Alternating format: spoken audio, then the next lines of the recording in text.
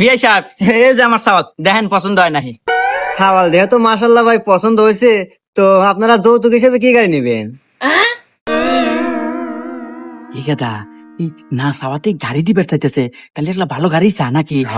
R15 চাওয়া যায় নাকি? আচ্ছা বিআই, বিআই তাহলে ই করেন গা, একটা BMW নেন গা।